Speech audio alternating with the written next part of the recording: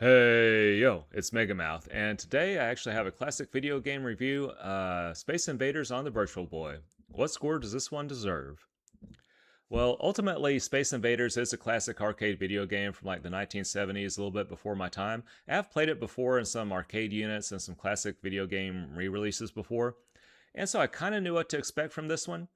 Ultimately, the Virtual Boy it was a very unsuccessful video game system in the mid 1990s. As Nintendo's biggest ever failure, sold the least amount of pieces of hardware units of all time. The Virtual Boy was basically very early 3D, virtual reality technology, and the classic red and black only color scheme.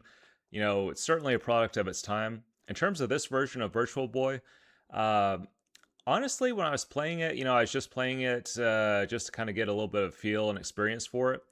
And I was actually a little bit shocked. Despite its simplicity, this game was actually fun to play, even in modern times. It doesn't really take advantage of the Virtual Boy's, virtual reality graphics all that well. It's still mostly a simple arcade video game. But ultimately, in terms of the gameplay, this one was actually fun. And in fact, I was so enthralled with trying to beat, the first level on it. I actually went back and played it, the next day after I tried the first time. And so ultimately, I would say, in terms of, fun, this game's actually pretty fun. In terms of, would it have been worth the money back in the mid 1990s?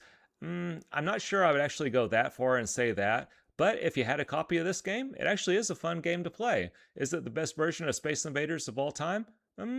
Probably not. The red and black graphics are a little bit difficult on the eyes. Probably the original colored, arcade version was, better. But in terms of gameplay, this game is actually still fun. So, since that's what's most important to me, if I was giving it a classic score from the mid 1990s, I would easily give it a score of 4 out of 5. And honestly, even in modern times, I would still say because the fact that, it was frustrating enough for me to want to go back and challenge it and actually try to beat it, I would actually say, even from a modern score, I'll give this one a 4 out of 5. If you have options, if you have access to the Nintendo Switch's, Virtual Boy catalog, I would certainly say this is one of the better ones to try. This is Mega Mouse signing out. Make sure to like, comment, and subscribe.